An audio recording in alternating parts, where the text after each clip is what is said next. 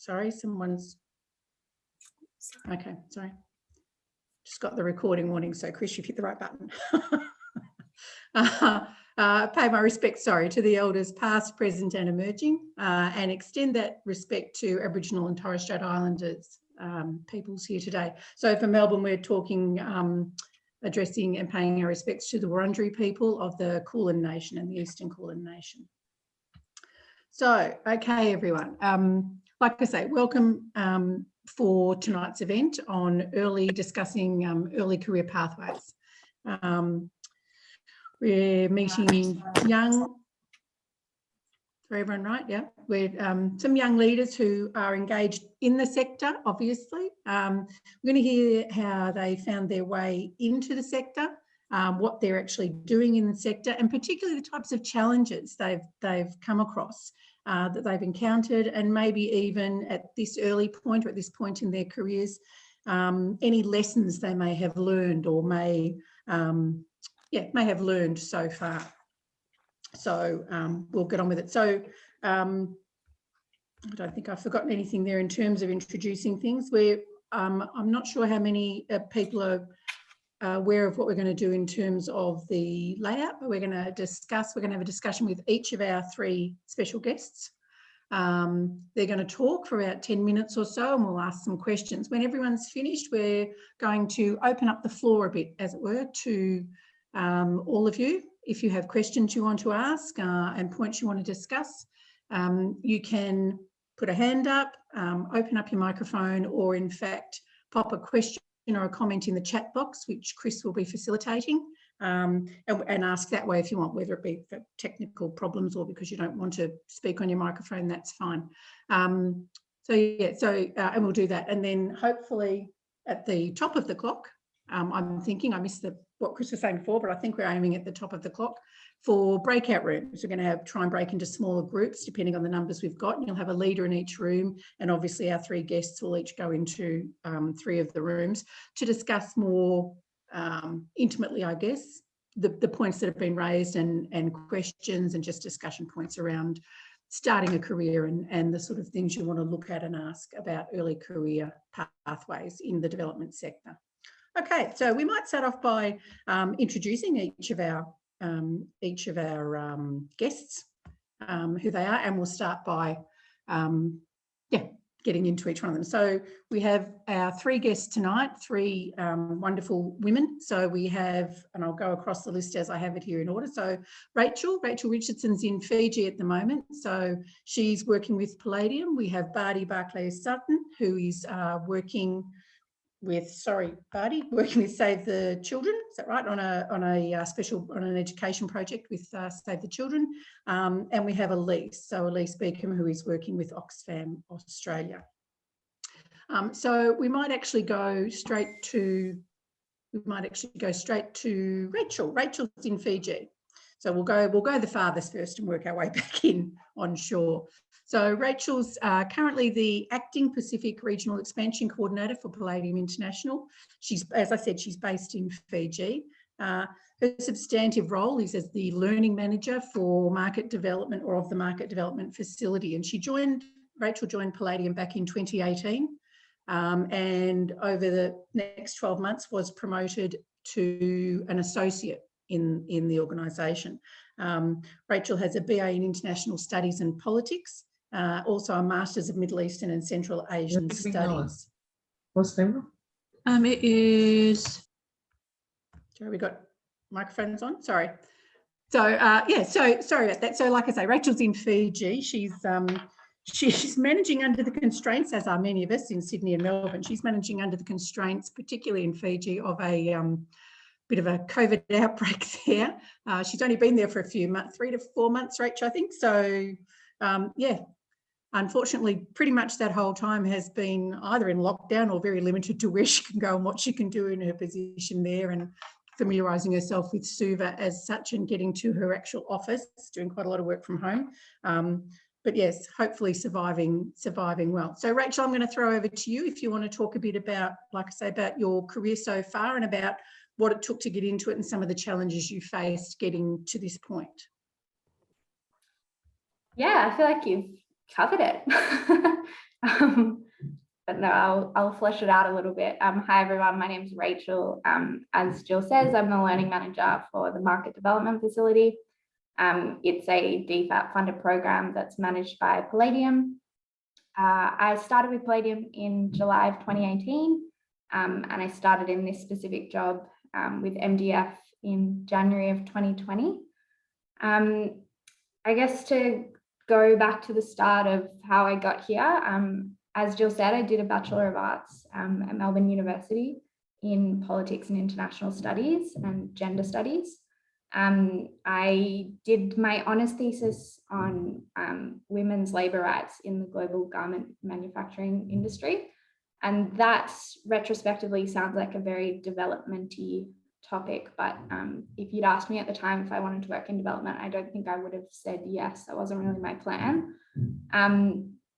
At the end of doing my thesis, I was kind of having a bit of a crisis about what to do, I think, as a lot of people have when they finish their undergrad. I didn't really know what I wanted to do in terms of a job. I wasn't sure what I was looking for. I didn't know what kind of further study I wanted to do. In the end, I decided to have a change of scenery from Melbourne and move to Canberra and do a Masters of Middle Eastern Studies at ANU.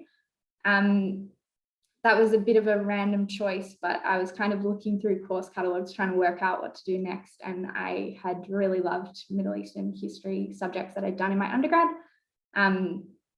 So that piqued my interest and I thought, yeah, okay, that's what I'm going to do. So I moved to Canberra, I started studying. I really, really loved it. I loved that Masters. Felt like I'd made the right choice for sure. And I started applying to more grad jobs, but I think if you'd asked then as well, I still wouldn't have said that I really wanted to work in development. Some of the jobs I was applying to definitely were development jobs, but a lot of them weren't. And yeah, by the time that I applied for my job with Palladium, I think I was actually pretty set on doing a PhD. I kind of had that thematic interest in women's rights, and there were a lot of potential topics I was considering around the Middle East. And so, yeah, I was pretty set on the PhD route at that point, but I had a friend who saw that Palladium was recruiting. She did work in development. And she said, you know, they do really interesting work. I think you'd like it. They're hiring in Canberra. And it was also it was their graduate entry route. It was a pretty broad job ad. There weren't many prerequisites. There wasn't really any experience required. And it still wasn't totally clear to me exactly what the company did, but I could tell they had a big presence in the Middle East. So that was kind of what hooked me. But I definitely wouldn't have been able to tell you what a managing contractor was or what Palladium really did. Obviously, I kind of learned a bit more as I researched it, as I got through kind of more interview rounds and everything. But yeah, I still don't think I would have said to you, oh yeah, I want a career in development. So I guess all of that is to say that, you know, it wasn't necessarily the traditional route of really being set on something and going for it from the start. So yeah, I obviously got the job with Palladium. I was one of their university professionals, so their grad entry route. I went into their agile pool of corporate staff. So the idea is that you kind of get a mix of business development experience and project management experience. So I got thrown straight into a tender for a DFAT program. So that was a total baptism of fire for my first month. And then I went on to more project management jobs. So I split my time for the next year 50-50 between a project coordinator role on a pretty small DFAT program that was focused on climate change. And then the same project coordinator role on a much bigger program focused on labour mobility. So ostensibly I had the same job title, but really they were totally different jobs. I was responsible for different things. On one of them, I got a lot of exposure to technical work, but I also had a lot of responsibility for operations because it was such a small team. And on the other, it was there was a much bigger ecosystem around me. So I had more light touch inputs, but yeah, I definitely feel very grateful that I got such a varied experience. And then in January of 2020, I applied for my current job, so as learning manager on the market development facility. So it's still a job with Palladium, but kind of an internal transfer onto a project. So I guess to give a bit of background on what learning manager actually means and what I actually do, MDF is a private sector development program. It works in Sri Lanka, Timor-Leste, PNG and Fiji. It also used to work in Pakistan, and it's currently scoping partnerships and work in Pacific Island countries other than Fiji and PNG. The program kind of has a mandate from DFAT to report back on learning and lessons from our approach and case studies from our work to DFAT and other stakeholders, so that they can kind of use it as good examples of good practice in their programming, their other private sector development programming. So basically my job is primarily to work with the teams in country to find ways to tell the stories of the work they do, communicate it back to DFAT, whether that's through blogs or research papers or learning events, all kinds of stuff. So yeah, that's kind of most of my day-to-day. I'm very lucky that I get exposed to a lot of other work as well, because I'm in a central position that is across all of the MDF countries. It's quite easy to get pulled into different interesting work. So at the moment, I'm doing a lot of work on climate change. It's definitely a highlight of the program and my role, that I get exposed to so many different things. And I'm currently on placement in Fiji working on the Pacific regional expansion. So at the moment, like Jill said, I'm pretty much stuck working from home. So I've gone from remote in Canberra to remote in Fiji. But yeah, basically my days at the moment are mostly working with talking to businesses in the Pacific about their investment options, their investment plans, how they're going through COVID, and then whether MDF can support them in any way. So yeah, that's kind of my little bio spiel. Yeah, I'm not sure if you want me to kind of go into challenges now as well, or? Rach, I might ask you talked about the graduate entry route. Is that something you found when you were looking for work and, like you say, applying for jobs, whether it be looking at development or not? Was that did you find that was a fairly common way for someone in your position, having obviously graduated, finishing, looking for your first main job? Was that a route you found was actually quite popular and quite accessible, or was that also quite hard?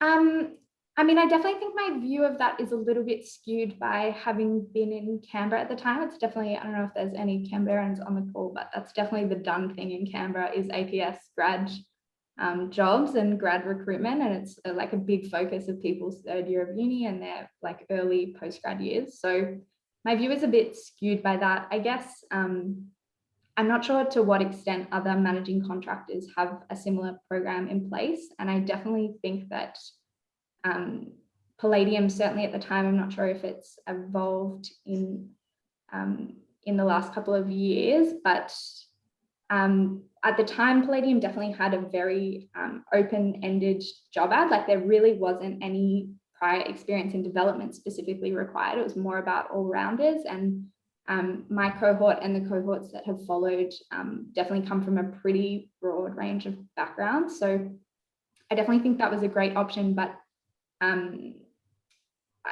I do wonder if there's a bit of a trap there of people who I think if you were someone who was really, really set on development as your career, then it might not necessarily be and you've been building experience to that and volunteering and interning and have been a lot more dedicated in your pursuit of that as a career. I do think there might be better entries for that specifically, because also you kind of go into a pool at a pretty low level. And I definitely think, I do think one of the challenges of my first year for my cohort was that I think the people who are more set on this as a career kind of, it maybe wasn't necessarily what they imagined, that kind of operational experience in particular. So I do think that maybe, you know, if you're really set on it as a career, then pursuing very specific jobs might be the better route, and you've set yourself up for that. But and then instead doing something like a grad entry route where you're getting like exposed to a lot of different things, but kind of possibly from a more operational standpoint, or, you know, in other ways, it might just not be exactly what you expect. That might be disappointing. Yeah.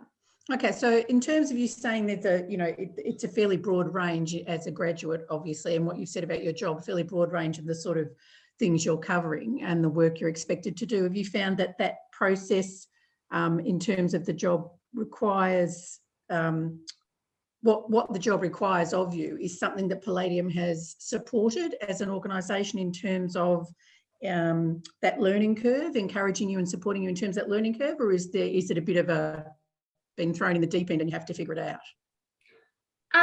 Yeah, it's a good question. I'm a pretty big believer in the deep end, to be honest. I think that's a pretty good way to learn, especially stuff like that project management stuff. I mean, you're not necessarily, I mean, I guess you teach program management in development, so I probably shouldn't say it's not necessarily what you learn at university, but it's definitely not what I learned at university as part of a BA. So being just someone who's like able to jump into that kind of stuff and pick it up quickly, I think is really important. But yeah, I mean, Palladium was very supportive of that learning for sure, but it is a pretty steep learning curve going from theory at uni to that. Okay. I can think of a few other things to ask you, but we might sort of move and we'll come back to that with a couple of things. Thanks for that, Rach. Okay, so next we might go over to Barty Barclay Sutton. I'm trying to see her on my screen. I've lost her. Oh, there she is. Hello, Barty. Okay, so Barty, so you've spent the last decade basically working with NGOs, and I noticed something that is familiar to me. Obviously, you've done volunteer work in several posts. You mentioned you were going to be heading to Fiji. You're meant to be heading to Fiji. I'm not sure if that was with on another volunteer assignment. Yes, you're nodding your head. Okay, which is great. So yeah, just interesting to actually have that element come into the conversation to some extent in terms of laying the pathway, preparing a pathway for work in development. But you've worked with NGOs focusing on social justice and advocacy, capacity building and program development, which I can thoroughly relate to, and have worked with, as I said, a lot of volunteer-led organisations such as World Vision's Youth Movement and Oak Tree, which is a really good one. And as I said, been part of AVP in terms of the Australian Volunteers Program. But he's also completed assignments in that capacity in Indonesia, supported under the new Colombo Plan, and in Mongolia with Australian Aid, so the Volunteers Program with Australian Aid. And as I said, as she said before too, had intended to head off to Fiji, but was unable to join Rach there, and luckily probably not sit down in lockdown. So your role now, though, is as project coordinator for what I think looks like a really interesting project called Inclusive Education as part of under Save the Children, if I'm right, which is about empowering, has a focus on empowering learners and educators through education technology. And it's quite a broad spectrum. So Africa, Asia, and the Pacific. So you're pretty much covering the whole lot.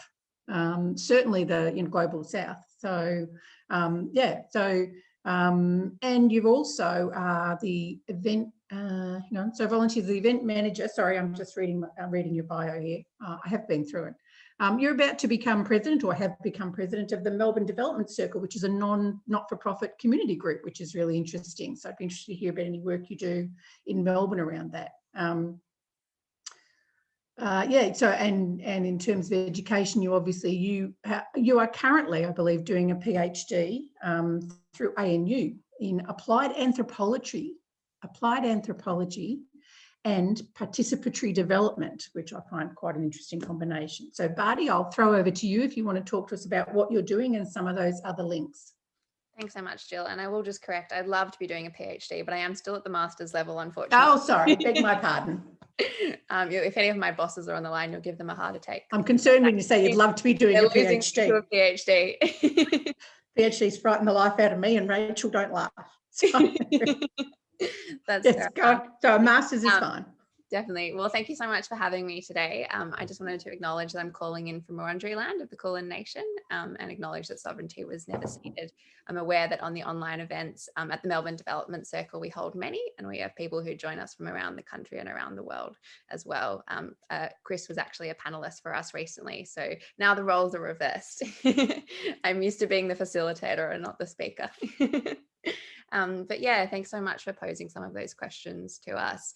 And I just wanted to start by a reflection that around this time last year, I'd actually just started my master's degree at ANU. It is a completely online degree, which is why I specifically chose it for my postgraduate study, because it is designed for people like us who are in development and acknowledge that our work will take us anywhere, but also want to keep growing and developing in the academic sense. And so you never want to miss that opportunity by being tied to one place. So I picked that and I was really excited. I'd always wanted to start it. And I just started a new job with the Red Cross, working in their COVID response, because as Jill mentioned, I was due to go to Fiji on my third assignment with the Australian Volunteers Program.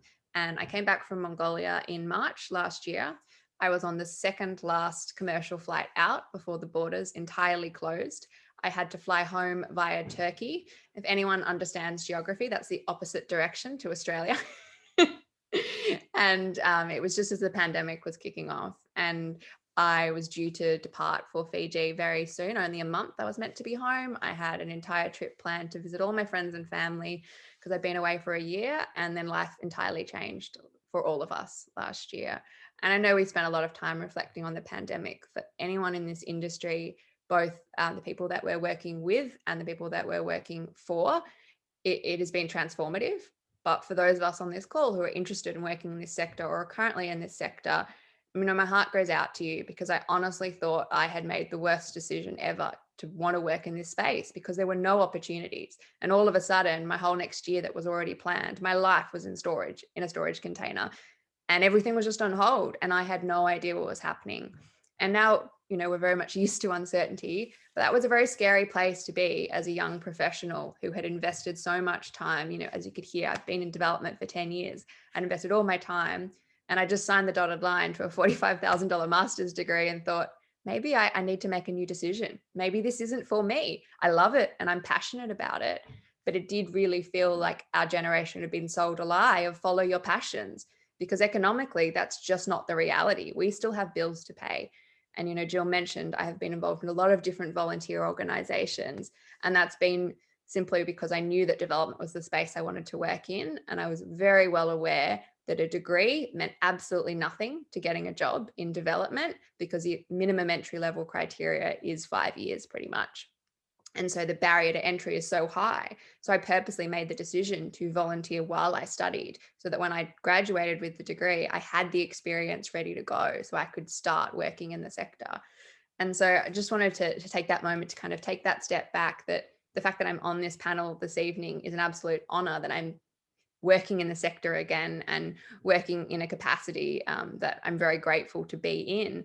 And you know, relationships are the currency that we trade in this industry. And I wouldn't be in this position that I am in now compared to a year ago if it wasn't for the different people I'd worked with along the way. And so just anyone who's out there wondering, and maybe you're in the same position I was last year, there is hope, but do draw on those networks and do draw on those relationships, because you won't get anywhere in this industry without that. So to talk about those networks and those relationships that I have, I might take us back to when I graduated from high school. I had always been passionate about working in a helping profession, and that had changed as my understanding of the world grew. So originally it was I wanted to be a doctor, then I wanted to be a psychologist. And then when I took a gap year and I traveled overseas and I volunteered as a teacher, which I now acknowledge as volunteerism, but at the time was an incredibly transformative role for me to be in, volunteering as a teacher in Ghana in Western Africa, I discovered a new passion, which was specifically, you know, knowing that I wanted to work with people to create behavior change. And that essentially is what development is. It's creating social and behavior change. And I wanted to work on that larger community level rather than being a psychologist working one-on-one. But then when I came back from my 6 months working and traveling abroad, I started my psychology degree and I felt like something was missing. It didn't encompass all of humanity. And then I discovered anthropology and realized, oh, that's actually what I was doing the whole time I was traveling. I was writing notes and I was taking stories and I was asking questions. And that curiosity, I didn't realize that it had a name and a profession that was anthropology. Now, when I told my grandma, she said, but who will hire you?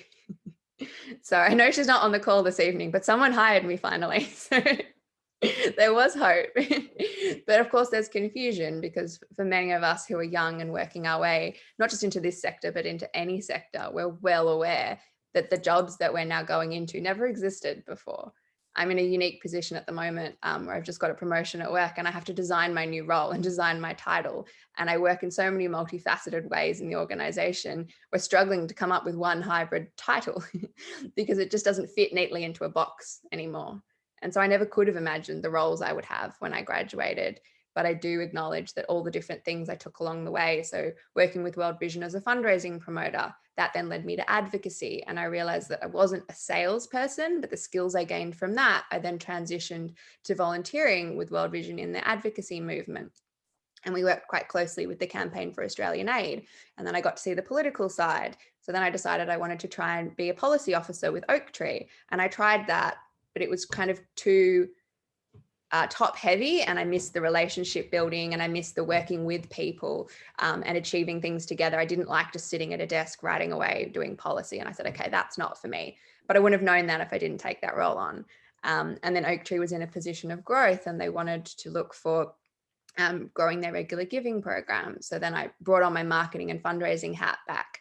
And I was always very well aware that I never wanted to get pigeonholed, because just because you're really good at something, if it doesn't make your heart sing, it's not, you should be very careful not to pigeonhole yourself so that people keep hiring you in that opportunity. I knew I needed to get paid to do what I loved. I couldn't volunteer forever.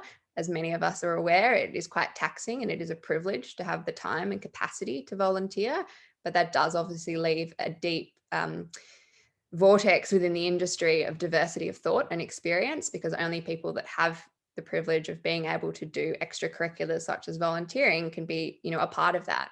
But then ultimately, many of us are aware we can't proceed forward to get our foot in the door without that.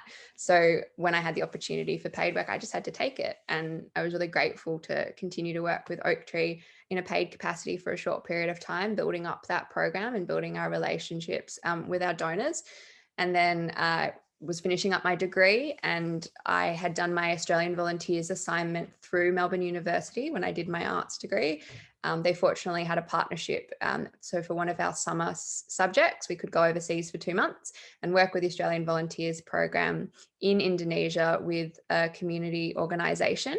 And specifically, we were tasked with work with someone in the community, find out what they need and design something that is sustainable so that when you leave, it is still there. And we had people from all different areas. They were not all development students whatsoever. We had med students, we had engineering students, we had art students, we had everyone. And the whole purpose of it was to build relationships within the community and to build Australia's profile. And I'm well aware that there is always a vested interest when there's money being paid to do development work.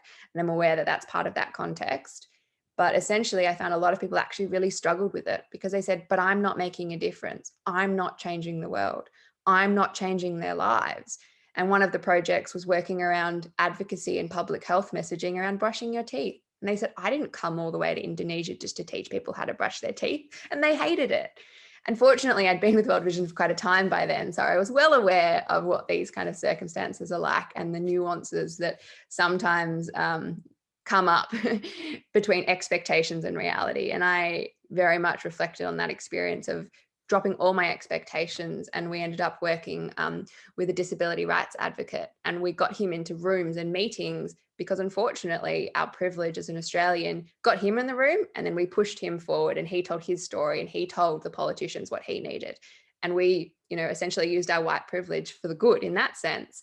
And then we realized that as young students in our undergraduate's degree, we had lots of research skills that were really useful for them. So then we developed a report on the advocacy gaps for the implementation of the Disability Action Plan and where he could then use his advocacy once we left. So we tried to approach it at the kind of 3 different levels, both at the political level, at the community level, and then also at the relationship level. So that when we left, that advocate that we were working with had the resources we created for him, and he could continue to do his work. And I think that's just a lesson that we should all take, in development. People always say, leave it better than you found it, but also leave it so that it is able to continue without you. Never center it around you. That's just not what development is about. So I had such a great experience with the Australian Volunteers Program that when it came time to graduate and I saw the market and was well aware of the entry-level barriers I previously mentioned, I thought, I'm going to apply for assignment. This is the best time in my life. I've graduated, I have no ties, I can pack up my life and I can go away for a year, and I know that I'll get incredible experience. But on the flip side of that, from my volunteerism experience that I'd had when I first graduated, I knew that the development world is not your playground to build your resume. And so I appreciate the work that the AVP program does, which is it's a reciprocal program. I got as much out of it as my partner organization did. And I only wanted to work with someone who had that same value set. And I knew that the program was able to achieve that. So when I found the assignment in Mongolia, I picked it simply because it was a youth organization. And I knew that all my experience volunteering in youth organizations, I had so much, I thought, to offer, but also they were working in an area around monitoring and evaluation that I wanted to grow in. So it was a really good balance of the two. So I was really fortunate when I got the assignment, and I decided to take 2 months off before it. And I actually went to India when I graduated and did my yoga and meditation teacher training, because I thought I've got a long career ahead of me. I need a little bit of a break in between. So I did that. And then I came back to Australia, packed up my stuff into a shipping container, moved to Mongolia for a year. And then, as I mentioned, came back and COVID happened and Fiji couldn't happen anymore. And fortunately, as you can see, I've now landed on my feet back working for Inclusive Education, which is a social enterprise of Save the Children. So Save the Children are working quite remarkably in industry, understanding that they need to diversify their revenue stream as funding landscape starts to shift. So they have a number of social enterprises under their belt. Ours is Inclusive Education, specifically focusing on digital inclusion and education technology. Now, this was designed well before COVID hit. Now we all know what e-learning is, but before that, nobody did. And it's been a really fabulous place for me to work and grow, because having worked with a lot of youth-based NGOs, we're so used to just doing anything and everything and getting your hands deep. And a role title is just the high level, doesn't really mean a lot in practice. So I think I would personally struggle in a very structured environment, like in corporate, or even some of the NGOs can be quite bureaucratic as well. So I made the conscious choice when this opportunity came up to work for a social enterprise. I knew it would fit the best with my generalist skill set, because as you may have heard from the experiences I've drawn on, I've been a policy officer, I've worked in marketing and communications, I've worked in program design, I worked in a lot of grant bids when I was in Mongolia, and I just love that diversity and I love being able to draw on all my skill sets. And I worried for a long time that if I didn't pick one thing, one country, one skill set, that I would be hindering myself and I wouldn't be able to get a job, because they might just be looking for that one thing. And unfortunately, during last year when COVID hit, I did find it was so competitive because there were 200 applications, and it meant that the person who was hiring could look for the person that met every single criteria. And I'm conscious that this is a Women in Aid and Development meeting, and there may be men on the call, but I know many women are aware that men are much more likely to apply for something if they don't meet all the criteria, whereas women are not. Women want to meet every criteria. And so I found myself, self-selecting out with a lot of roles, because I just thought, well, I can't meet everything and I can't do that. So when this role came up, I was just so fortunate and grateful that I knew someone who offered it to me and said, I think you'd be great, we need you here. And I've gone from 3 days a week to now being full-time, and within 9 months receiving a promotion to work in the area of impact consulting and program support, which is what I'm really passionate about. So I wouldn't have believed myself that I'd be in this position last year. So again, I really just want to reiterate to not put that pressure on yourself at this point in time if you're still trying to make your way into the sector, because it is a really challenging time. And I never want there to be this golden lights of, I just got here, you can do it too, it's really easy, because it's not. takes a lot of work and it takes a lot of effort to get here. And I often find, when I talk about my time volunteering overseas in other panels, people say, oh, I just want to volunteer overseas. How do I do that too? Make sure you have something to offer. Make sure you have a skill set, and that's why you want to do it. Unfortunately, if you just want to do it for your resume to tick a box, you're doing it for the wrong reasons, and maybe you're not quite ready for that step. So yeah, just wanted to acknowledge that. And Jill, maybe if you had any specific questions you wanted me to draw on. Not specific. I'm interested, obviously, from the points you made about, different in terms of you're obviously very different in terms of the way Rachel went about going into her pathway. You've sort of worked it through in terms of going out and trying to gather what experience you can in terms of, like you say, volunteering. I had questions from the class. I taught a class last semester in Introduction to International Development because of my background with volunteering, having a couple of volunteering assignments in the Pacific. I got asked a lot by them, young and enthusiastic, being mostly first years, about the benefits of volunteering. Would you recommend volunteering? They were asking about, to be an essential part of trying to get work in the development sector. And I obviously said exactly what you said in terms of don't look at it as trying to build your resume, although it does help. Yeah. But I said you need to be passionate about it and you need to be looking at what you're doing. So you would obviously recommend that. And do you think, obviously, from what you've said, that has added beneficially to the expectation of having such a diverse range of skills that you literally, and I know this from personal experience, you have to build, because assignments that you get as a volunteer are never actually what they are written on the page. You have to learn them as you go once you land on the ground.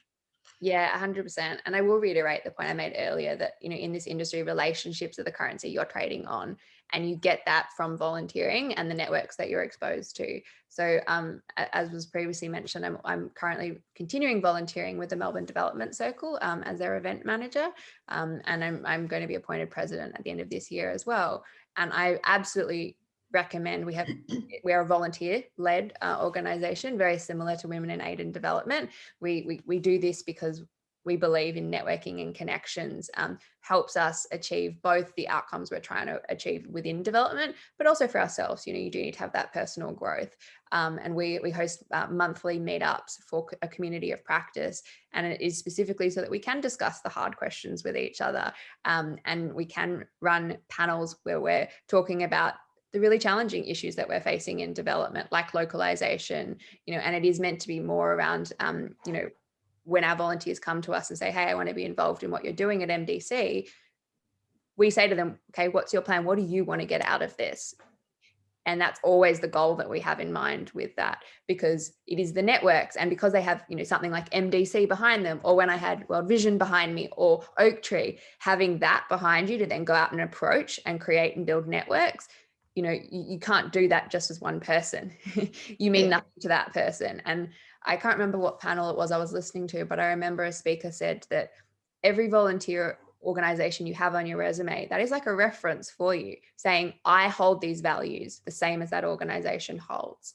And so, like you mentioned, Jill, it's not about a tick the box resume exercise, but actually think critically. What organizations am I volunteering with? And what will that say about me when someone is just looking at me on a piece of paper? Does that speak to who I am and who I want to be? And for me, all those organizations I've aligned myself with, Australian Volunteers, Oak Tree, World Vision, and also MDC, it's because I believe fundamentally in their theories of change and their ethos. And that's why I chose to give my time, because when you're volunteering, it's a lot.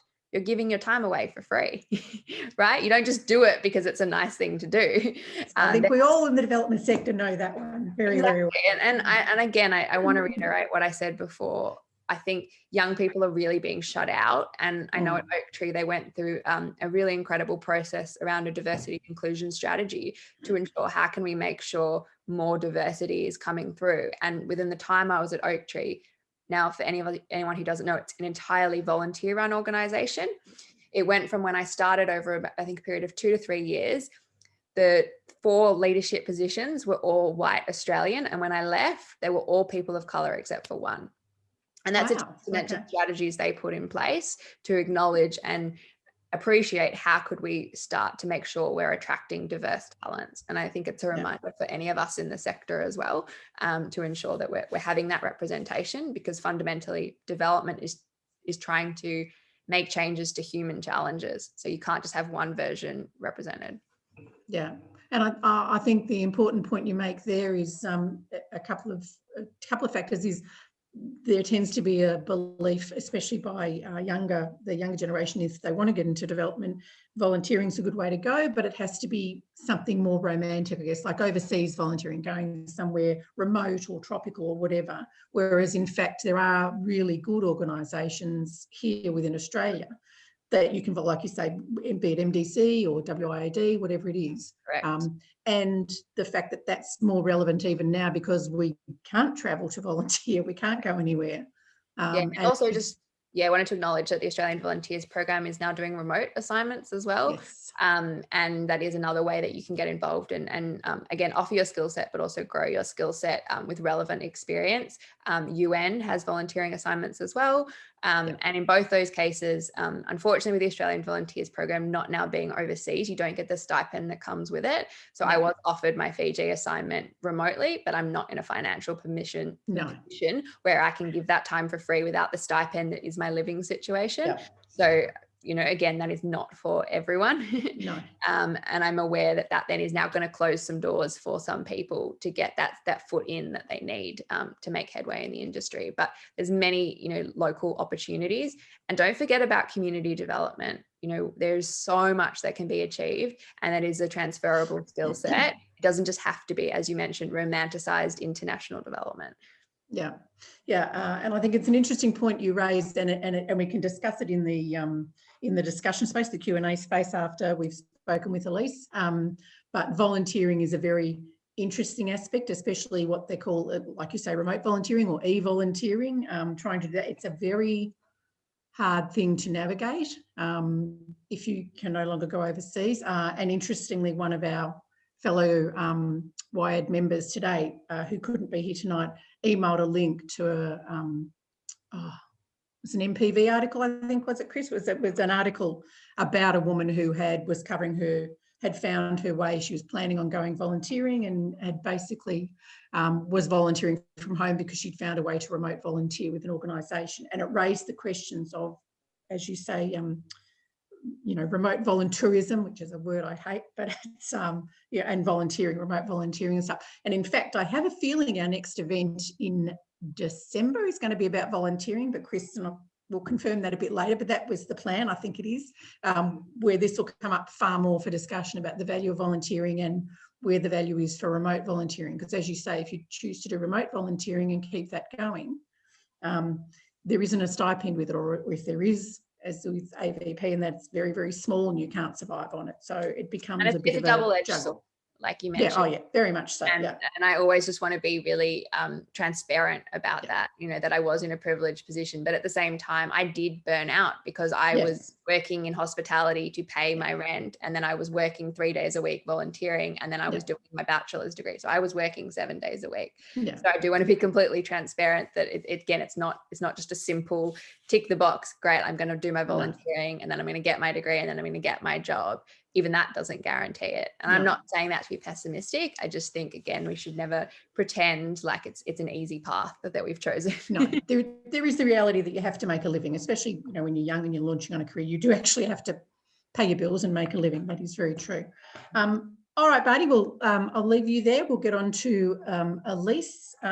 Chris is telling me that there's the prospect we probably won't be going into breakout rooms because we're having a bit of a difficult technical time organising that. So, but in terms of how time's going anyway, we'll talk to Elise now.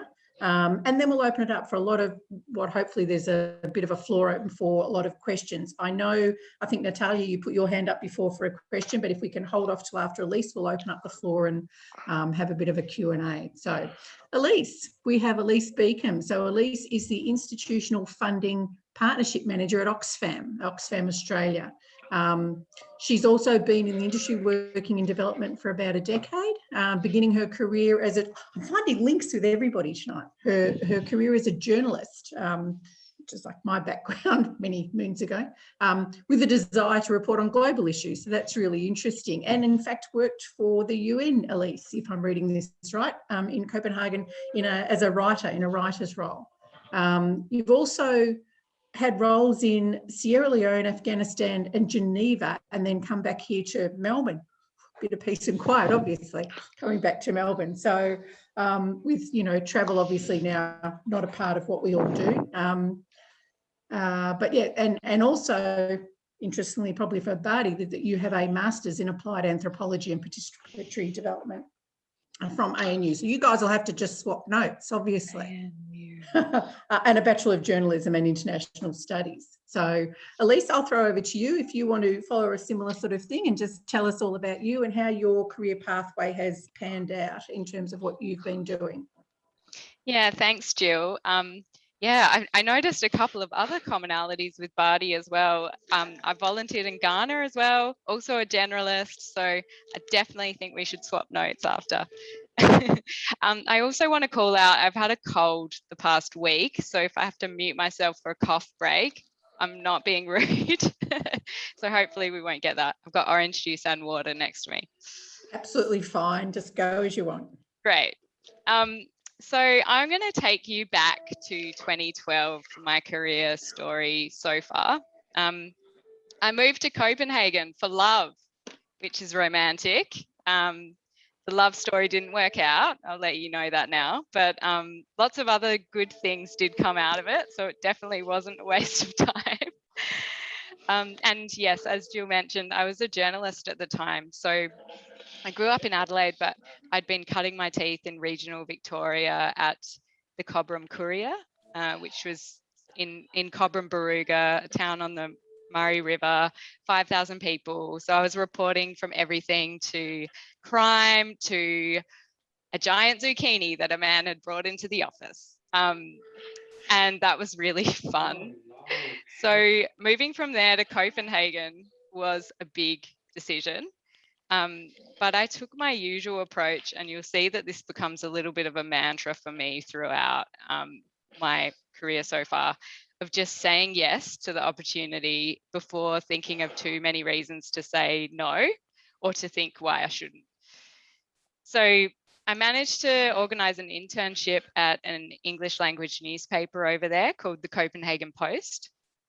And that led to some freelance work, but I needed something full time and saw an ad pop up for an intern writer position. So an internship at the UN Office for Project Services, UN Ops. So I applied for that and got the role. And on day 2 of my internship, me being all enthusiastic, this is the foot in the door, my supervisor, Katie, who was just an amazing woman, she managed my expectations and said, Elise, I'm sorry, but this writer internship never leads to a job. So I was like, okay. I was a bit disheartened, but I thought, you know what? I'm still going to give it my best and we'll see what happens. So we did that.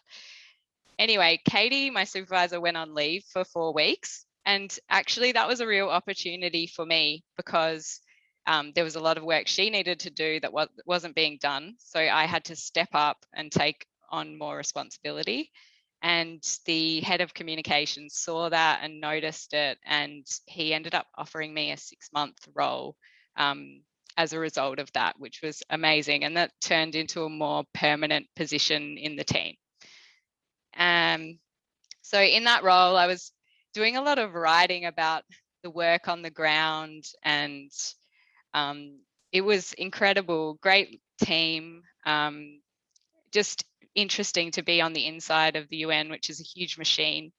But I felt a real sense of disconnection after a while, that I was sitting in headquarters, but I didn't really know what I was writing about.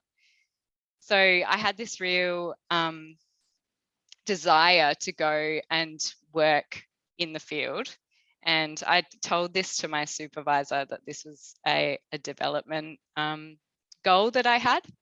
And so she supported me to find some opportunities within UNOPS that I could pursue. So I found a 1-month secondment that I could do in Kabul in Afghanistan. And that was collecting content and telling stories for the team there because they needed a bit of comms help. And as soon as I arrived in Kabul, it just lit this little fire inside me. And I knew that when I returned to Copenhagen, my time there would be short-lived. I knew that there was something else that I needed to do after that. So by this time, it's 2014, 2015, and the Ebola crisis has hit in West Africa.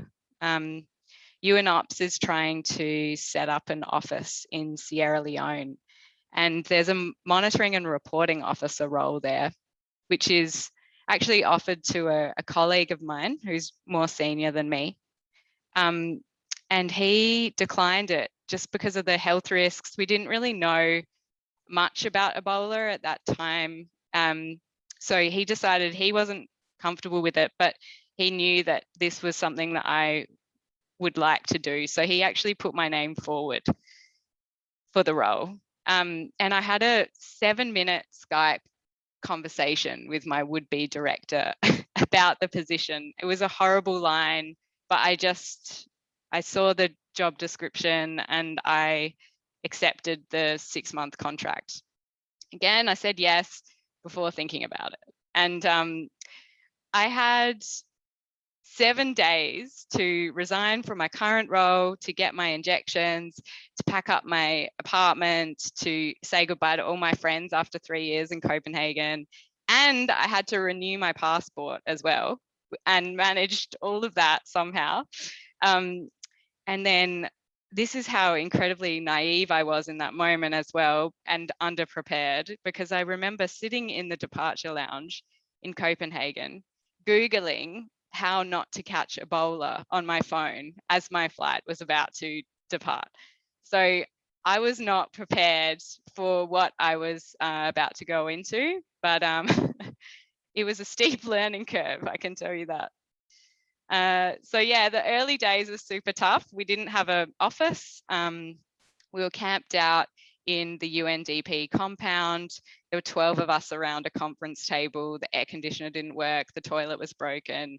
We were trying to get this project off the ground. It was sweltering hot. And for an embarrassing moment admission, 3 weeks in, I also had a bit of a health challenge and collapsed in a restaurant on Valentine's Day at an event where I thought I would meet people and make some friends in Freetown because I didn't really know anyone yet.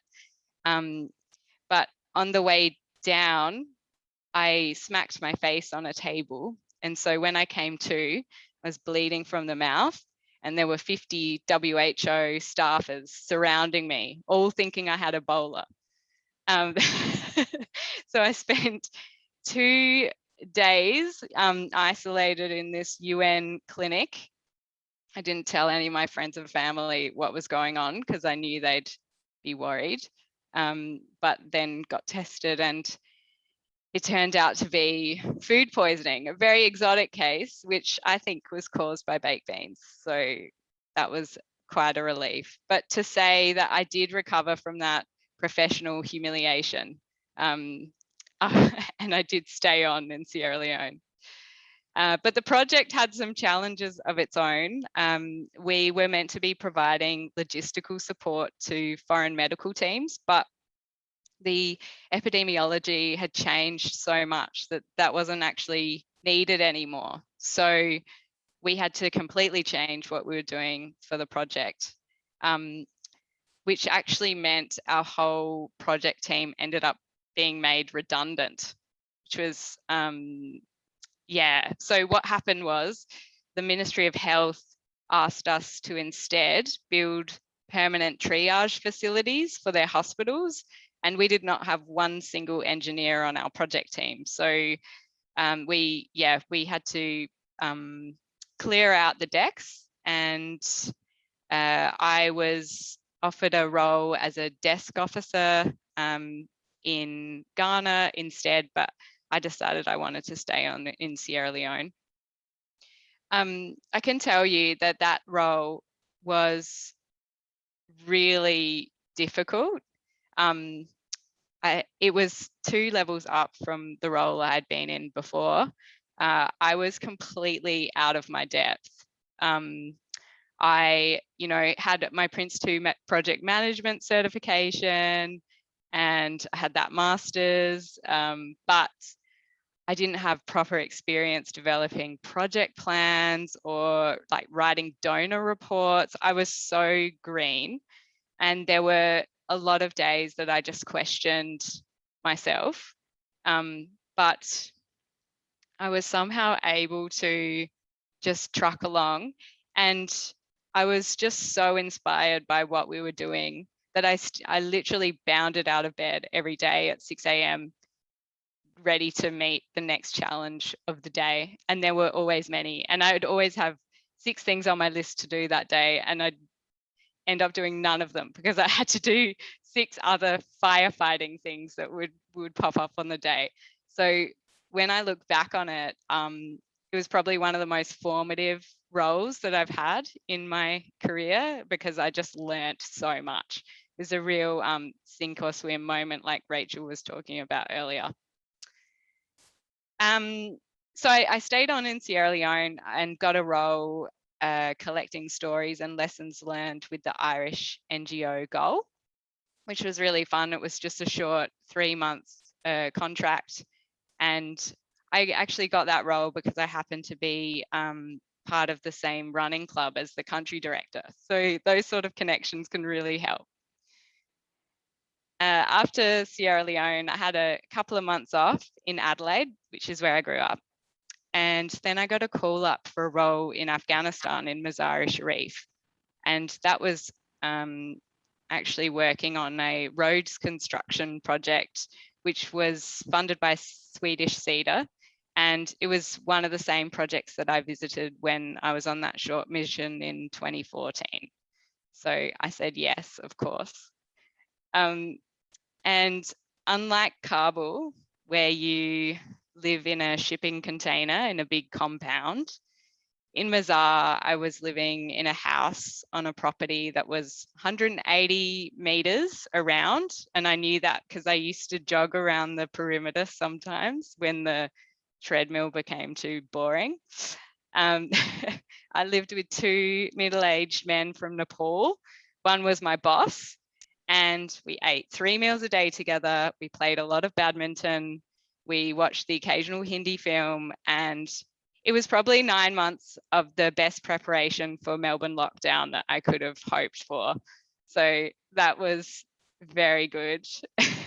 And I was back doing comms and reporting there as well. So one of the big things I got to do in that role was contribute to a $40 million proposal for another phase of the project, which we won, which was great.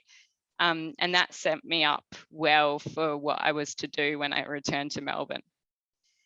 Okay, so we'll skip forward a bit. I came back to Australia in 2017. I had actually declined a dream job in Turkey supporting the Syria response, just because I made the call that I was exhausted after about 7 years overseas. And I think it's really important, especially as young people who are so enthusiastic, to sometimes take a step back and say, am I okay? And is it time for a little breather? So I decided Melbourne would be home because it's got a vibrant NGO scene. But the problem was I didn't have any contacts in Australia because I hadn't been here for a while. So I didn't get any traction with any NGOs I applied for. I got one interview, but I didn't get the job. And so I actually applied for a role as a proposal writer with Monash University to bring in philanthropic donations. And that was actually a really great experience. I got to work with academics and different donors, and my proposals secured more than 20 million in gifts. So it was really interesting, and I was actually surprised by the sort of sense of impact you could feel working at a university, as opposed to the development sector, which, you know, seems to be a given. But yes, it took me by surprise. It didn't go completely smoothly there, though. I did get I got a concussion while I was in that role. So I'd been playing Aussie rules football, and I ended up getting this concussion that lasted for 3 months. So it was like being hungover all the time. I had headaches every day. I felt fuzzy. I couldn't actually do multiple tasks at once, or my brain became overstimulated. So I had to take a lot of sick leave for those 3 months. I went on a return to work plan, so half days, and then gradually building up. And during that time, I just thought, oh, my career progression at Monash is done. You know, they're not going to think I can take more on. I didn't feel like I was going to be able to take more on, but after a lot of support from work and self-care, I recovered. So that was great. And then was promoted to a senior manager role 18 months after starting at Monash. So I had a more strategic focus. And I also made some deals with my boss, which I'd like to mention as well. So I think it's really important that when you're promoted to a different role, you can also ask for things that you would like, but even beyond salary. I told my boss that I missed development, and I missed the sector, and it was something that was still important to me. So I asked for a time for a 3-month secondment to do some overseas aid work, and he agreed to that. And I also asked if I could add line management responsibility into the role, which wasn't in the job description. And so, yes, I ended up managing my previous position, the person we hired into that role.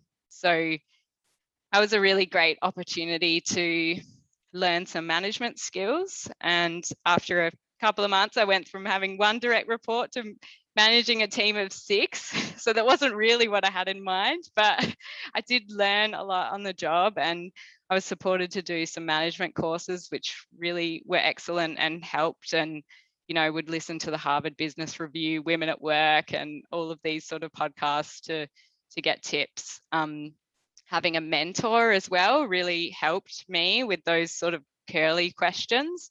And I still lean on mentors that I have now. Yeah, so end of the story. In pursuing my secondment, I did a couple of Red R courses and to get onto their roster.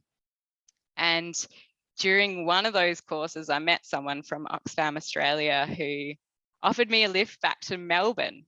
And then during the course of a 3-hour drive, she asked me a bit about my background, and then thought I'd be a good fit for a role that had been vacant for almost a year.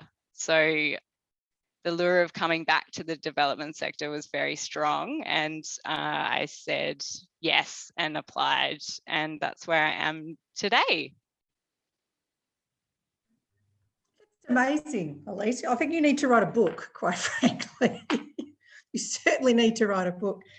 It's interesting because the common theme there seems to be running that, and as I guess we all know, for those of us who are in firmly in the development sector, is that you need to take the opportunities as they come and gather all those experiences, even if it's across a broad spectrum.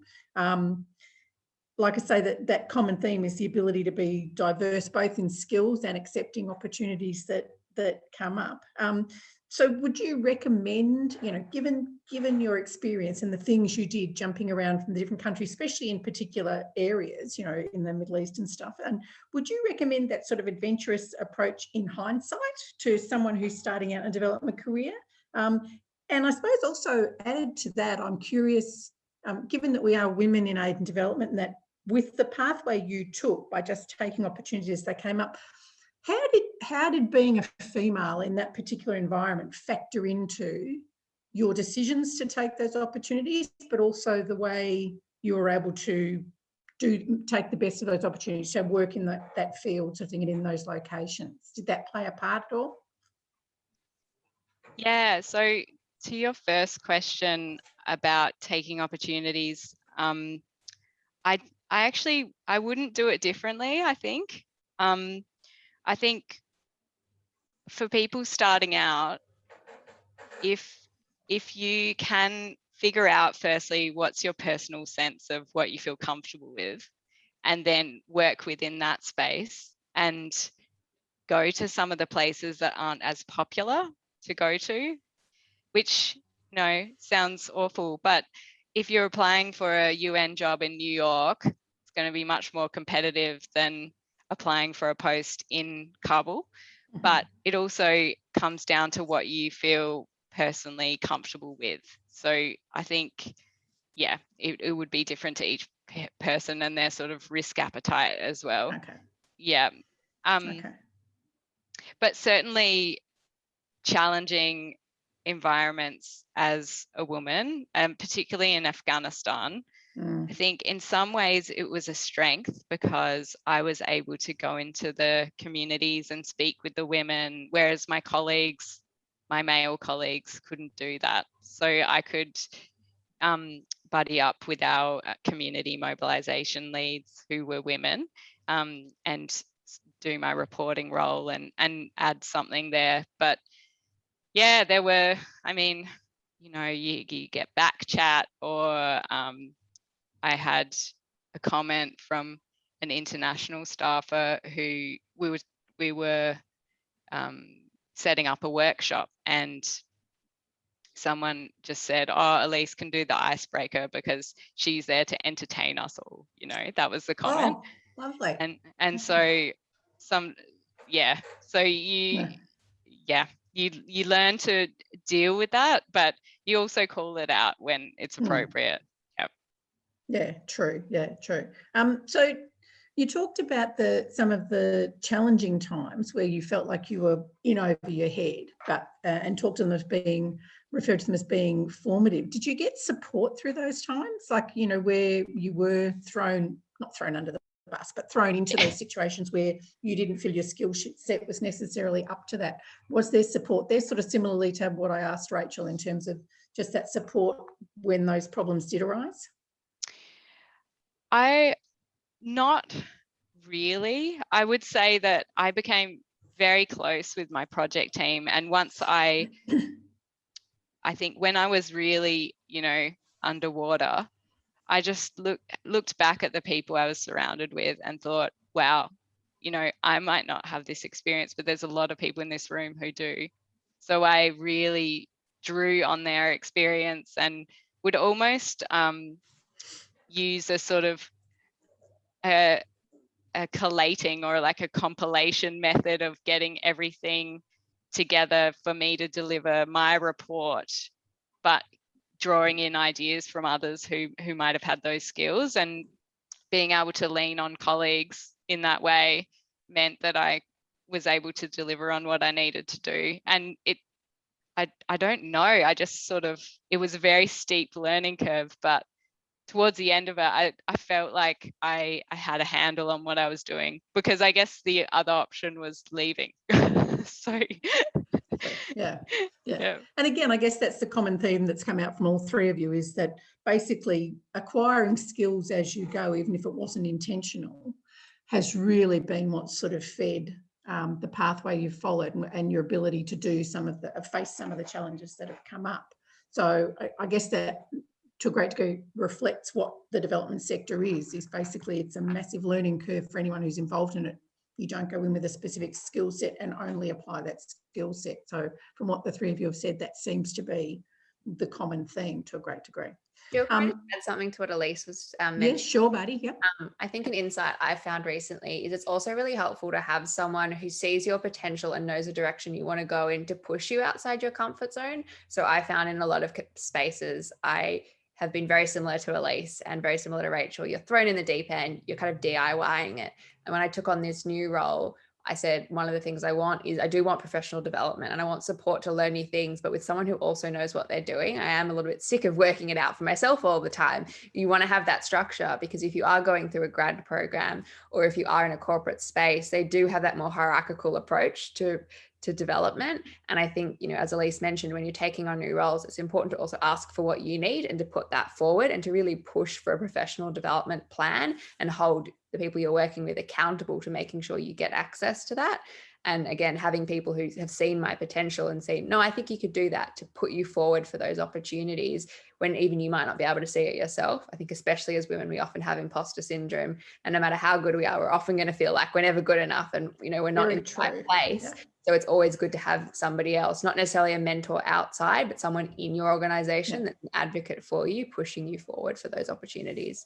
Okay, it's good. Well, that raises an interesting thing, which I was going to follow up after Elise said anyway, and you've just raised it there, Barty, is that, and we'll open up to questions very shortly, and I'm assuming, I'm sort of anticipating that one of them will be about this, is the importance of having a mentor in the early part of your career.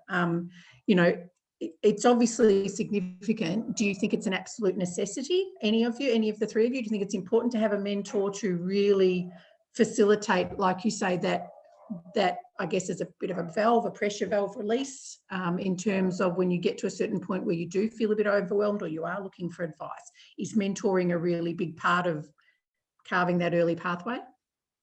Any of the three of you? I think it is. I absolutely love my mentor, and it's something that didn't really happen. It happened very organically. And she's told me that she gets a lot out of it as well, because, you know, she's an amazing woman, like much more advanced in her career. But yeah, I find it incredibly helpful just to spitball ideas or share a challenge. And particularly if the mentor is not within the organization that you're in, and has some distance from, you know, if you have a particular situation where you don't really want to disclose, you know, something that's going on with a co-worker or something like that, to have someone who's outside has been really helpful. Yeah, and so as a result, I have always, if someone, you know, earlier on in their career asks me for a chat or something, I'm always willing to put the time aside, because I've just got so much from that throughout my career so far. Okay, all right. Yeah, second what Elise. Barty, yep. Last year I applied for a program that one of my friends was running around social impact, and she says, no, I don't want you to do the program, but can you come on as a mentor? And I said, no, I'm not the mentor, I need mentoring. And again, I think that speaks to what I was saying before. You need those people looking out for you to push you out of your comfort zone. And I did, and I was mentoring a young social work student, and it is a reciprocal relationship, like Elise said, and, you know, you learn a lot about your own journey and yourself as well in that relationship. But I have definitely been coming across more and more recently where both in my volunteering capacity and my work, they've said, I think it's probably important you do get a mentor, because the development sector is so broad. And I think especially, you know, just hearing all three of our stories, and if you attend any other women development organisation events, or if you attend Melbourne Development Circle events with us, you'll see that people are doing so many different things and you can't possibly know about it all. And, you know, there may be the perfect role or job or part of the sector out there that you won't know about. So if you don't have those networks, not necessarily just mentors, but networks of people that you're continually, you know, meeting alongside to help you have access to that, then essentially, you know, you don't have to do it all by yourself. You know, you'll never make it anywhere in this industry by yourself. And I think Chris will probably speak to this a bit later, like when we're wrapping up, but in actual fact, you're right. And this is what organisations have to do. But we all at Women in Aid and Development, we've got a mentoring program in the pipeline. I think I'm right, am I, Chris, in terms of where we're at with that, but certainly one in development, if not already ready to go. Yeah. So Jill, we've got a question here in the chat box from Natalie. Natalia? Natalia, is it? Have you done that one? Yes. No, I was actually about to ask Natalia if she still needed that question answered, because I think it was originally addressed to Rachel, but or for everyone about entry-level jobs. Being curious about what you do on your CV and applying for, in this case, she said an entry-level job with Palladium. Did you have experiences working or volunteering in development work or in a program? Because she's found that job adverts have request a lot of experience, which I think we all have seen. When you go for a job in development, they all want years of experience, even if that's not realistic. So, Rach, I don't know if you want to address that. I know the others have mentioned it anyway, but yeah, so that was for Natalia. Yeah, absolutely. I mean, like I said, I hadn't been building experience in development, but I want to reiterate, especially what Barty said earlier. I mean, yeah, it's so tough to get in, and I can't even imagine how much tougher it has got now than it was a few years ago. Like I said, that Palladium and graduate entry route has always been pretty open-ended and about attracting like all-rounders rather than people necessarily focused on development. So, I mean, I would keep an eye out for those recruitment rounds when they happen. But beyond that, I mean, yeah, it's so tough. I don't know. I don't know if there's specific advice other than like keep applying, keep taking the opportunities you get, however small they are. Just try and get a foot in the door. I mean, to build on the mentor question as well, like networks really are everything. So if you can get a foot in the door with something small, and then find a way to build a network. I mean, for me personally, I haven't focused so much on specific mentor relationships, but the best opportunities I've had and the opportunities I have in my current job right now have all been from building a network around me, not necessarily of my existing managers, but other senior people, taking interest in their work, building a relationship with them so that when opportunities come up, they, think of you as someone who they want to give an opportunity to. That's been so important for me. So yeah, taking any opportunity you can to get like a small foot in the door so you can start building those networks, I think is the best way to go. I'm sorry, I don't have more concrete advice than that. No, but it's the common theme. Sorry, Barty. I was just going to bounce off that. I think it's really important, what Elise shared as well. You never know where those experiences you get outside the sector then play a role in you getting a role in the sector. And I know that there was a time when I was at World Vision and I was working as a fundraiser and I was volunteering in the youth movement, and the opportunity came up for me to go for a more stable position in the organisation that was both paid. So instead of volunteering, it'd be for the volunteer movement, but paid, and then as well for my fundraising. And they said, oh, we're really sorry, we can't give it to you because you don't have the relevant experience. Now, the relevant experience was the gap between my role and that role. So I couldn't possibly get that experience in the organisation because they wouldn't give me the role to get the experience. And they said to me, and it was a really helpful thing at the time, go elsewhere and get your experience because we don't have money to build your capacity. We don't have that money in the sector. We can't hire you without the experience, but we can't pay you to get the experience. So you do need to go elsewhere and then come back, and then you're valuable to us. And that was a really hard lesson. And I cried when I got the phone call of like, we can't progress you. Because I thought, what do you want me to do? I've done everything you've asked of me. And now you're telling me this is the end of the road for me. And I've been loyal to you as an organisation. Now, that's no fault of World Vision, but it is a reality check of what it is like in the sector. So work out what it is you're good at and what it is that you're passionate about, and build up your skill set in that wherever you can get that experience. And then you will find your way into the sector if it's where you want to be. I do believe that. Yeah. And, like we say, that seems to be the common theme coming about, is that it's about picking out, in terms of skill sets, it's about finding that experience, whether it be through short volunteer roles. It could be at your local community centre, it could be with your local council, and it's probably going to be volunteering. Or if it's an overseas, assignment or something, you're going to, figure out which skill sets you need to improve on or gain. And I think that tends to be the general impression across the board that is coming out from all three of you, and that, those in development, no. Okay, so we have a question from Esther. What are your thoughts, tips for those who do have corporate work and volunteer work experience? Oh, hang on, it's moving. Sorry. It moved. Sorry. and are trying to move into the industry. So someone who's obviously outside the development industry, but is looking to move into it. How do you sell yourself to future employees if you're outside the industry, so therefore have work experience as such, but want to get into the sector? Anyone have any special thoughts or tips around that?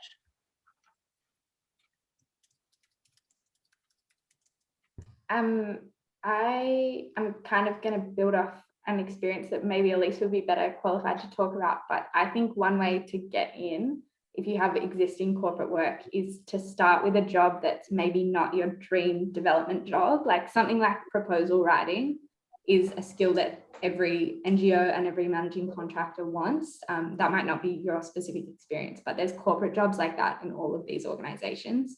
And getting into the company through that, even if it's not actually the development job you want, I think can be a really, really good first step. Okay. There's a question from Michaela, which is, and I'm not sure how it necessarily applies to the three of you, but it's still a very good question in terms of how difficult is it to build an early career in development if you have a young family and or family responsibilities, especially with overseas roles. And I'd probably just want to preface any answer to that by saying, in the volunteer work I did over the last few years, I lived overseas for a couple of years in the Pacific, and it was actually becoming more common for young families, either one of the parents or both, to take volunteer roles and actually decide on I was in the Pacific, so it was a sea change rather than a tree change. But I was surprised how many families, young families, like couples with young children, were in fact coming to different places to take on volunteer roles because it was seen as a really good experience for the children. It could have been everything from babies and toddlers through to primary school age kids. And a couple of even had teenage kids. So just prefacing that as an answer from me, but I don't know if any of the three of you want to address that one either. Yeah, I don't have children, but it is something that I question. And, as women, it's something that I always wondered. And, even just as simple as I spoke to a manager today saying, when do you think we're going to be able to go overseas? Because we keep going in lockdown. I'd really like to get a dog, but I don't know if I'm going overseas again. So do you have any answer for me? And that's trying to make that decision, let alone a family. But when I was in Mongolia on the Australian Volunteers Program, as Jill mentioned, we actually did have a family that were there, and it was quite interesting. There were often it was the women that were there on the assignments, and then the husbands came along for part of it, or the husbands and the kids were there as well. And it was really wonderful because it was so great to see healthy gender equal relationships where the woman's career was coming first and making the decision. And obviously we'd all like to hope, whatever your partner identifies as, that you have a supportive partner. But we do obviously find that, in heteronormative relationships, there's always the concern that, if you want to have a career in development, you'll have to go where the work is. And unfortunately, you don't know what that will lead to. And that does lead to instability. But yeah, I found in Cambodia as well. It was in Vietnam. We were visiting, and there was a family that had been there for a number of years. And it was, the kids loved it, and they went to school there. And I mean, my colleague Natalie is on the call, and she has 2 children, and they were living in Tanzania, and they just returned because of the pandemic. So even though she's not a panelist, she could definitely speak to it. But I know Chris had the hand up as well. Sorry, Natalie, if you'd like to throw in there about the experiences of a family. I have a 13 and a 14-year-old child who I've dragged around the world with me, and they are amazing people for the life that I've given them, and it's given them so much more resilience, and they are really grateful for different worldviews. And their father is from Tanzania, so it was also a journey for them to explore their own cultural heritage. Mm-hmm. I think we underestimate how flexible children are, and don't let them slow you down. They're going to be amazing adults because I took them with me. And sorry, so where did you say you went to, Natalie? We've been in Zanzibar, Tanzania for 5 years. Okay, and that was and your kids are teenagers, so that worked out all right with them in terms of education and the sort of support they'd need at that age, as opposed to being young ones? We left Australia when they were 5 and 6 or 6. Oh, okay. Yeah. So they had primary school in Africa. Yep. And our biggest challenge for me and many of my friends who were from different countries living in Tanzania was high school education. because the public schools are so appalling that you really have to go private. So it was $20,000 US a year. And I'm a single income earner with 2 kids, 40,000, 6 years. Yeah. Education's free in Australia. So it was a really big problem. I joined a board of an international school and tried really hard to solve the problem myself and create my own high school, and that failed terribly. Okay. So when COVID hit, it kind of solved one problem for me, that my kids were going to get a great Melbourne Australian education, but we're all really homesick for Tanzania, and we don't know many people in Melbourne. So hint, hint, please invite me out for a coffee. Many of my kids don't know anybody. We've been living overseas, and we really want to reconnect to our Australian roots. And I think for them as humans, it's a great journey for them to spend their primary school years in Africa, high school years in Melbourne. And our hearts are still back in Africa. So very likely we'll all end up back there without the luxuries of what you call broadband, which I'm quite upset about. It's not really broadband at all. I was more tolerant in Tanzania. I didn't expect good internet when I lived there. But yeah, the comforts of Melbourne don't equate to the connections and the family, the challenges and the joys that we've had. So we'll go back. But we're here for a few years, and we'd love to connect with more people who have this kind of global perspective that we have, and make the most of both of the worlds that we live in, not one. Yeah, that's a really good point to make, Natalie, in that it's good to, even though you're back here, it's hard being back, but it's good to actually try and get together, which is why we run these events, and preferably in person, which we hopefully should have done, but not able to at the moment. But yeah, very good. Melbourne is great for, as Molly says, for development-based careers, but also just for that networking and people with similar experiences and like-minded experiences. We're coming up for 7:30, so I think, Chris, we're going to have to wrap up now, unless there are any major other questions that anyone really wants to pursue really quickly. We're happy to wrap up now, Chris.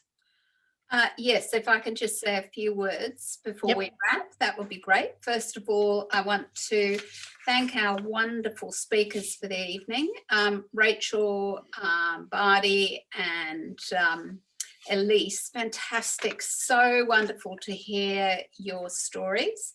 And I just want to share with you the wonderful Women in Development mug that we will be sending to you to enjoy and remember coming along to be with us. And so really appreciate, thank you for your time. Still terribly disappointed that Rachel, we haven't got palm trees behind you. But we'll excuse you this time. Elise, take care of yourself, please. You seem to have a terrible tendency to injure yourself. She does, doesn't she? And Bardi, great to hear the challenges that you've worked through. Absolutely fantastic. I also want to acknowledge all of you who've been here tonight, from brand new people who are still studying, through to, Jackie Perkins, who has been a leader in this sector for as long as I've been around, and that makes us both a little bit long in the tooth, doesn't it, Jackie?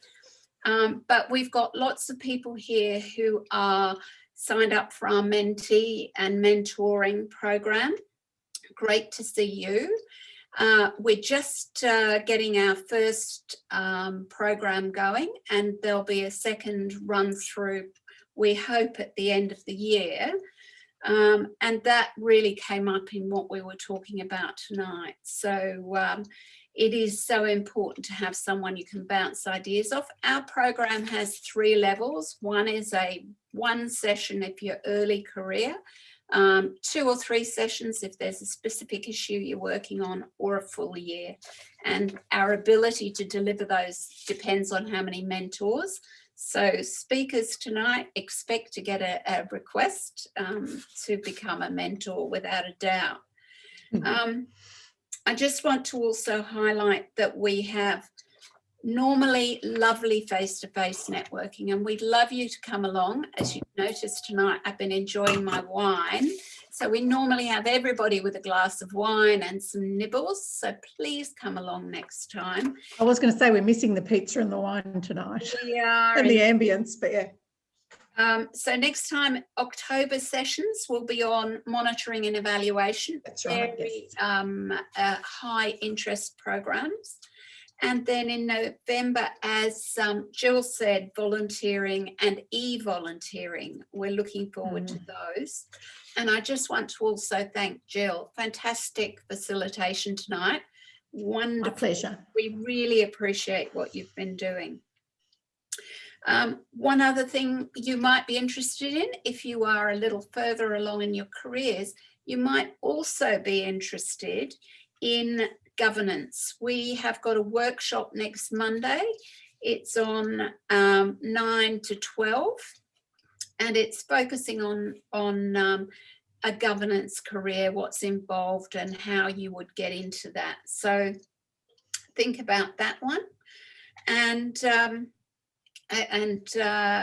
again, thank you all very much for coming. We really appreciate it. We're here to make sure that, Natalie, when you come back from your trip in, was it Ethiopia, that you can get to meet people. So hopefully, we hope that we're out of lockdown next time. We hope that we can actually meet people face to face and we can introduce you to a lot of people. Before you go, if you want to put into the chat box your LinkedIn, then somebody can find you and we can connect with you. You're always welcome to put your email in, but I know that that's sometimes a step too far for some. But we do also want to thank,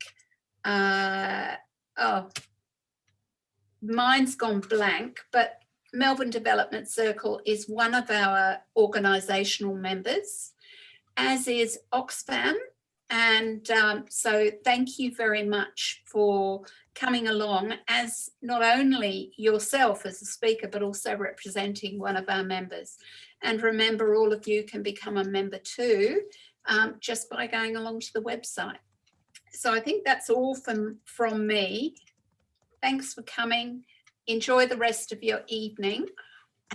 Nip something into that chat box and we'll share that around. Chris, I just wanted to add as well, for Melbourne Development Circle, my role as event manager is actually available as I step into president. So if anyone is looking for the volunteering opportunity, just want to plug it now, just because it's pertinent to the conversation we've been having. So it's a great way to build your network and your skills. And you can have fabulous people like Chris come along and be a panelist as well. So they're the sorts of people we get to have connections with. Well, that's an extremely good reminder. Thank you, Bardi, because we also have a couple of roles going at Women in Development at the moment. We have 2 communications intern roles that will start in September. Those are open at the moment. And we are also looking for an intern for our mentoring program. And those both have minimum commitments of 6 months. Go online, go on the website and have a look and you'll find those. And if you've got the right skills, we'll be talking to you soon.